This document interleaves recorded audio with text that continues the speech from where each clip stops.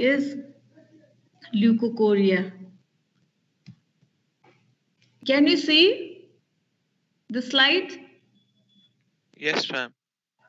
Okay, now I'm going to start. Leukocoria is white pupillary reflex. In this picture, we can see white pupillary reflex. So this is known as leukocoria. This is very important topic. And here are some differential diagnoses of leukocoria. Number 1 is retinoblastoma, congenital cataract, toxocariasis, Pott's disease, retinopathy of prematurity, PHPV, retinal detachment, coloboma, retinal dysplasia, Norris disease. Excuse me, ma'am. Ma'am, slide change nahi bhaeko chaina. Is it? छैन ma'am, त्यही white pupillary reflex मात्रै देखाइरहेछ. अहिले अहिले change भयो. Yes, ma'am. Minimise गर्यो भने मात्र आउँदो रहेछ, म्याक्सिमाइज गर्दाखेरि नआउने रहेछ. So can you see it now? So these are the differential diagnosis of, yeah? Yes, ma'am. Okay. These are the differential diagnosis of leukocoria. Now coming to retinoblastoma, it is the most important differential diagnosis of leukocoria. If a child presents to us with leukocoria, first we have to rule out retinoblastoma because it's the most common malignant intraocular tumor of childhood. It arises from neurosensory retina in one or both eyes. Please mute, everyone mute your microphone.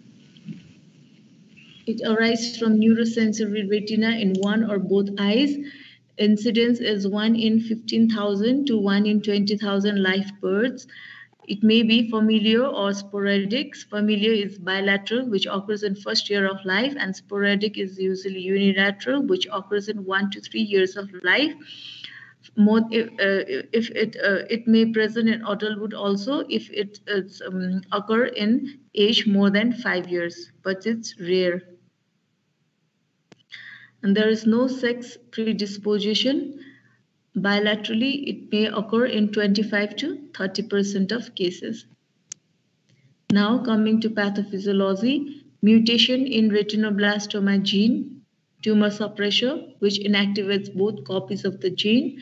Retinoblastoma gene has been located on chromosome 13, 14 band on long arm of chromosome 13.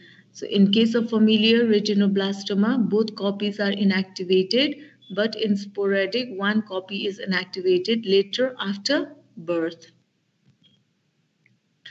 Now coming to types, hereditary or familiar. First, mutation occurs in one of the parental germ cells before fertilization. Second, mutation occurs late in post-zygote phase, which results in retinoblastoma. It accounts for 40% of cases, and it may be associated with pineroblastoma. If there is a bilateral retinoblastoma with pineroblastoma, it is known as trilateral retinoblastoma. And there's 40% chance of developing tumor in siblings with bilateral retinoblastoma. Non-hereditary or sporadic, in this type of retinoblastoma, both mutation occurs in embryo after fertilization. It accounts for 60% of all cases, mostly unilateral, and it's not predisposed to get second non-ocular cancer like pineroblastoma, which occurs in hereditary type of retinoblastoma. Histopathologically, retinoblastoma can be Flexner-Winter-Steiner rosette, where there will be empty lumen. So lumen is empty in this type of retinoblastoma. And another is Homer-Wright's, where lumen is filled with fibrillary materials. And the third one is Fleuret's, where it's like flower pattern appearance. Now coming to clinical features of retinoblastoma, 60% of patients present with leukocoria, that is white color seen through pupil. That is the reflection from the tumor, and 20% present with strabismus. Other features like painful red eye due to secondary glaucoma, poor vision, proptosis, fungating mass due to extrascleral spread, pseudohypopyon, heterochromia, which means change in iris color due to infiltration by tumor, ifema, vitreous hemorrhage, and phthisis bulbi. So this is the picture of retinoblastoma. So this is healthy eye, and here we can see tumor, which is retinoblastoma. And this is the photograph of retinoblastoma. And there are 4 stages of retinoblastoma: quiescent stage, glaucomatous stage, stage of extraocular extension, and stage of metastasis. Quiescent stage, it lasts for 6 to 12 months duration.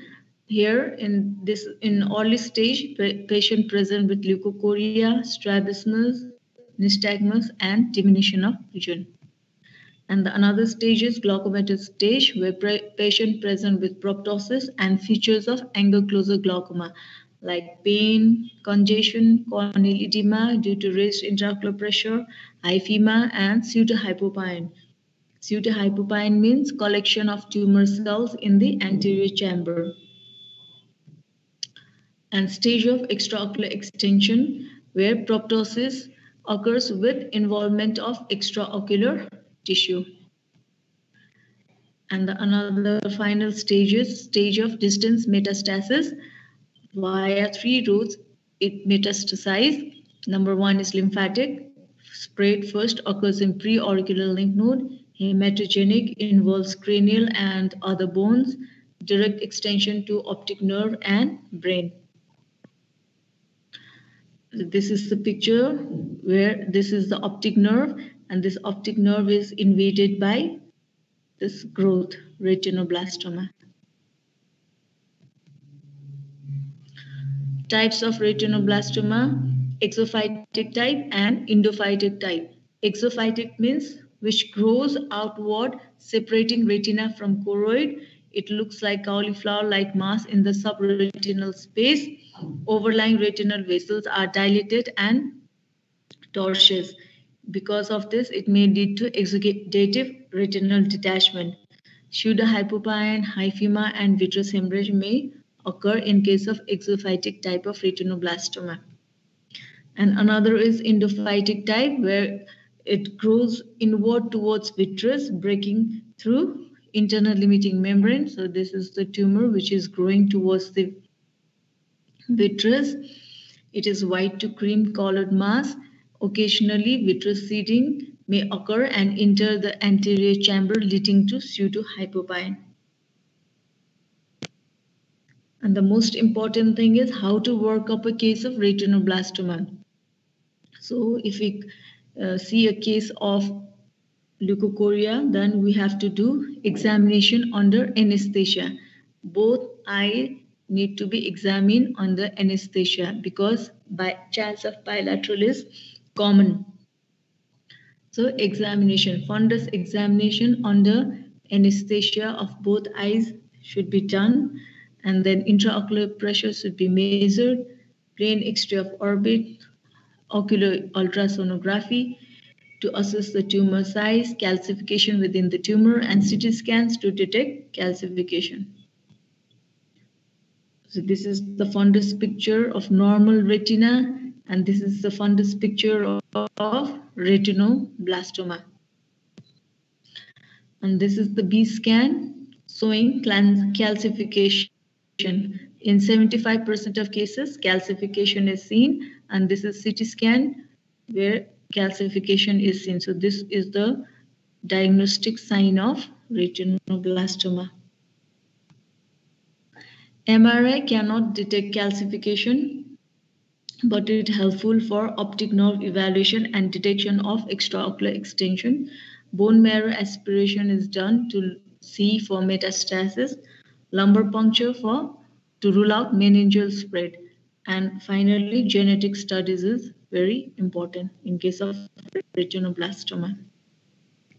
So now coming to treatment of retinoblastoma, if the tumor is small size, that is less than 3 mm in diameter and 2 mm thickness, then photocoagulation with argon or diet laser is done after chemotherapy. Cryotherapy are the treatment of choice.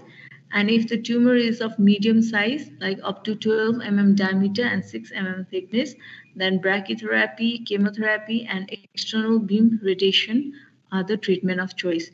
And in chemotherapy, CEV, carboplatin, etoposide, and vincristine are given for 3 to 6 cycles. And if the tumor is very large, then chemotherapy or enucleation is done.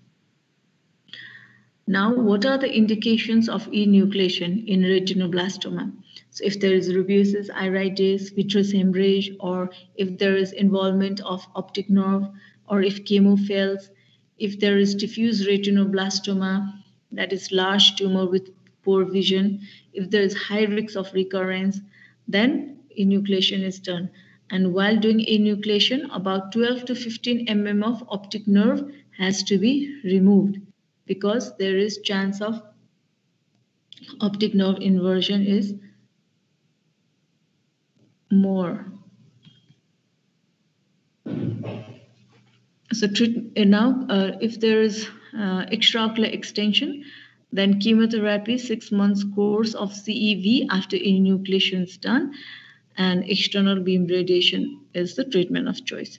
And if there is metastasis, then high-dose chemotherapy, intrathecal chemotherapy, focal, craniospinal, or total body radiotherapy is given. And this genetic counseling in case of retinoblastoma is very, very important. Like if a patient of bilateral retinoblastoma patient survive, then chance of his child having retinoblastoma is 45%. And the risk in next child is 45%.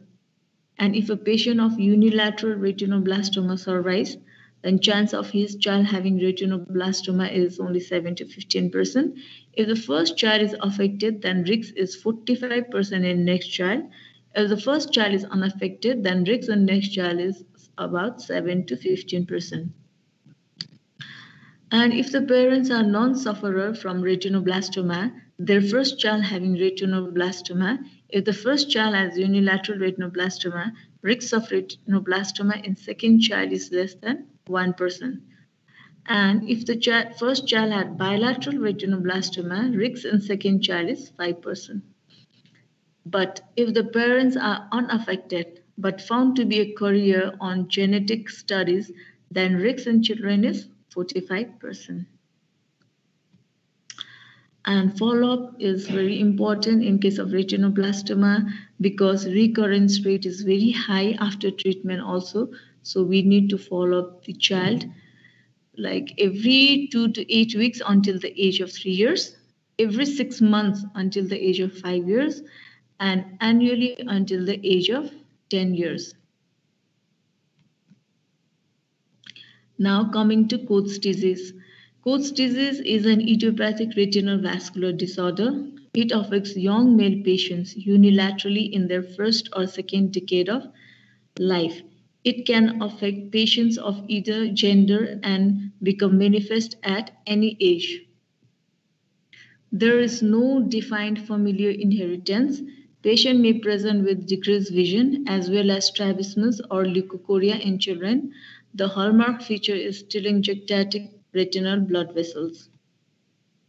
So this is the telangiectatic retinal blood vessels. It presents with visual loss, strabismus, or leukocoria. It may progress to produce exudative retinal detachment. In later stage, complicated cataract, uveitis, secondary glaucoma, and phthisis bulbi may occur.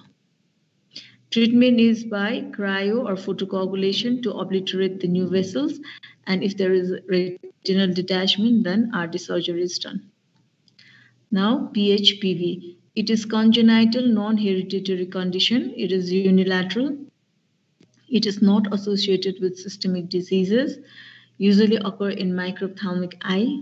Primary vitreous fail to regress in utero, so highly vascular mesenchymal tissue nurtures the developing lens during intrauterine life. In PHPV, the mesenchymal tissue forms a mass behind the lens, so which looks like white pupillary reflex. And that gray-yellow retrolental membrane produce leukocoria. Management is early cataract surgery, vitrectomy to remove retrolental tissue, and if normal macula, then amblyopia therapy is given.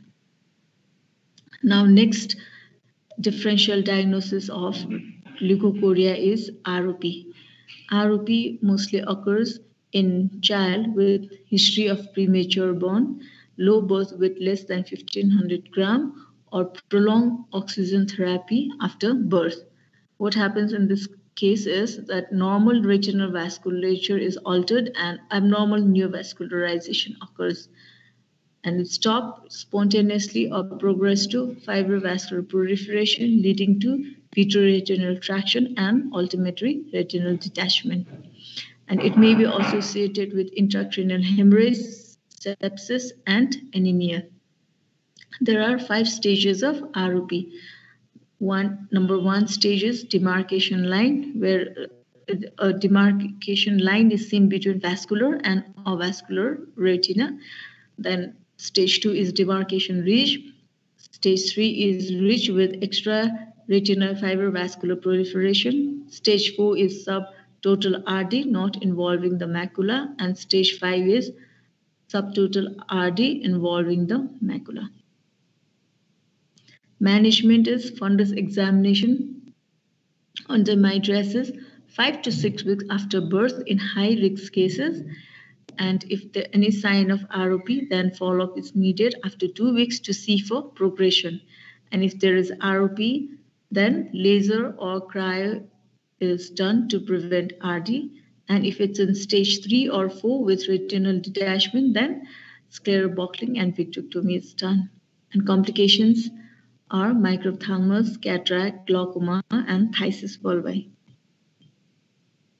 Next is Norris disease. It is a rare X-linked recessive heritable disorder which is characterized by bilateral leukocoria caused by retinal detachment. It affects boys classically have a trait of blindness, deafness, and mental retardation. Apparent at birth or in early infancy, the ocular finding usually progress to phthisis bulbi. And the next is coloboma, optic disc coloboma.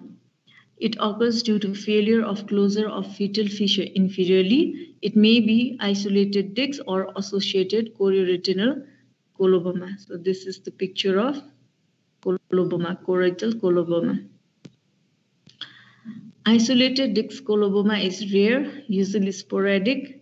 It may be autosomal dominant. It can be bilateral. Visual acuity varies from normal to NVL.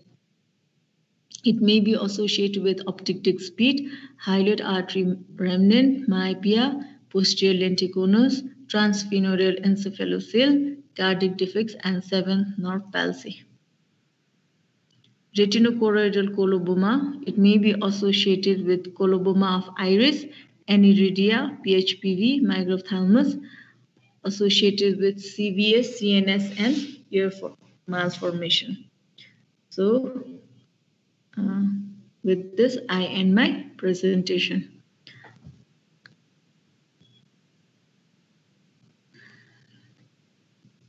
So, any questions?